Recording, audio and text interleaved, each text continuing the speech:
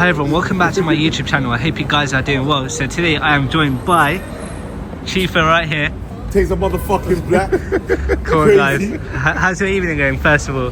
Wait, going really well, man, going really well. Doing a bit of a madness. So yeah. I just wanted to ask these guys a few questions actually, a bit about Chifa's journey on sort of your come-up journey, basically how you managed to secure yourself a very nice jewellery store here in the heart of Mayfair. Could you tell us a bit like how it went, like a brief summary? So basically I was at home one day and I called Taser lent me the money. No, I'm joking. It all started 12 years ago. I started off in Hatton Garden. I used to do music and I was into jewelry my whole life. My mum actually got me into jewelry. So after I stopped doing music, I thought I want to do something. I want to do something other than music, and I thought I could get creative with jewelry. And I used to sell like my watches and my jewelry off my neck to my friends on my estate. So I always knew it was an avenue that I could explore. Fast forward 12 years later, you can see this. It's been a lot of hard work, a lot of support from my good friends and whatnot. I didn't do it on my own, and yeah, that's how we got here. Hatton Garden, where you started off from, is that where you sort of learned all the knowledge behind how to get into the jewelry business? Yeah, so basically I wouldn't even equate Hatton Garden how I got here. I learned, these are morals that I picked up from back home, from my family, how to treat people. It's about relationships. It's not even about, hey, you buy this and you sell it. It's your relationships, how you're maintaining them, how you're treating people, you're a man of your word. That's the most important thing. Do you remember your first client? I don't. You don't. did? Actually don't. Do you remember the first piece of jewelry you sold? Well, yeah, one of my pals on the block. Oh, okay. Cool. Yeah, so I just used to design shit, and then my would be like, yo, I want that, and I'm like, yeah, boom, take that. And I'll go design something else. So I don't actually, I don't literally know who the first client was, but Kano was one of my early clients. He believed before he saw anything. He just commissioned me to do a chain for him when he was shooting Top Boy, the first Top Boy. Did you ever expect your life to come this far? Because obviously when you open a jewellery store in the heart of Mayfair, everyone, this is such a big achievement. So was that something that you kind of dreamt of from a child, or did it just... I didn't know. I didn't know this was going to happen, but I always knew that I never wanted to, like, I always wanted more in it. Do you know what I mean? I got 5 brothers. And they're all older than me, so my brothers, they're earners, innit? So I always wanted to, you know what I mean, be like them. What's some of the biggest successful moments you have achieved from this jewelry business? Now I know that you have a lot of celebrities. You're like the celebrity jeweler here in the heart of Mayfair. Apart from getting the celebrity clients, what would you say is something that is very sentimental to yourself that you could say you've definitely achieved? I made a ring for the president of Ghana, like that. It's game over, innit? Do you know what I mean? Wow. I'm just a kid from Tottenham, bro. And I'm from Ghana, so me making that ring for the president, that's crazy for me. Such a big statement. Yeah. And I did a ring for Nas and sold him a chain and bracelet and whatnot. So these are like my biggest moments. Have you ever had times where things haven't gone as expected, and what have you done in those situations? You just gotta keep going, man. You just gotta keep going. So there's sometimes it feels like, yo, this shit's fucked, innit? It just feels like, yo, shit ain't happening. Especially when you know your potential and you're not hitting what you're supposed to, like, do you know what I mean? It gets frustrating and it can beat you up.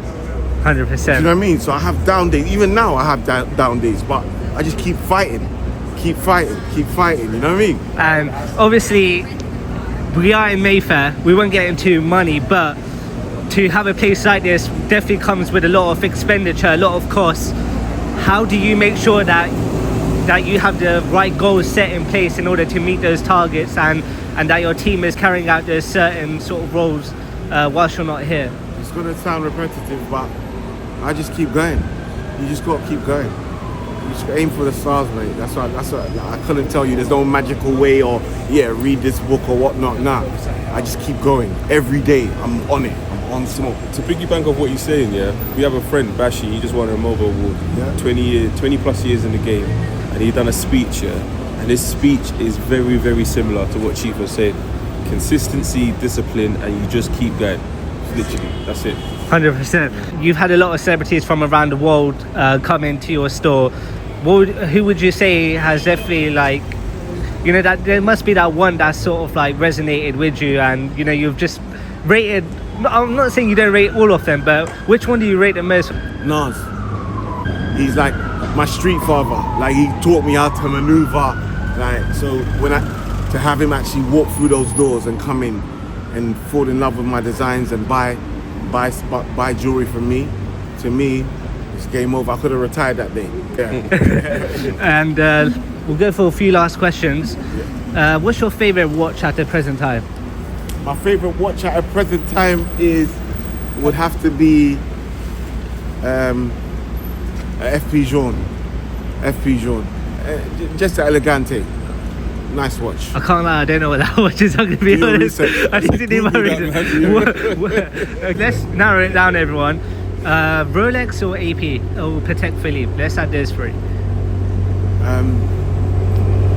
I have to say Rolex, only because the culture, growing up, seeing Tupac with that 36 mil day, I wanted that, and I got that when I was 17. For people who love their jewelry, because a lot of the people that watch my channel are into like cars, jewelry, entrepreneurship. I know obviously with the watch market it's a bit up and down, but what would be your best 5 pieces you would say that would definitely hold their value, that you would recommend people to look into, not necessarily buy, but a Daytona stainless steel, either Panda dial or black dial, a Patek 5980, an Aquanaut travel time, an FP Jaune, and what else would I put in there? An AP Royal Oak. Woo! Rose gold. That's what you had in Trinidad, didn't it? That is a beautiful watch, man. Yeah, that. And that's 5. thank you so much, Chifa. I really appreciate you giving me some time. Make sure you guys check out these guys at Chifa for all your jewelry needs. Very reputable people. And subscribe and big up yourself, because for real, the courage you had to pull up that hustle, that's what I'm talking about. Thank you so much. I appreciate and the way you you guys. introduce yourself as well. Manners. Yeah. So Goes a big long you way, up. man.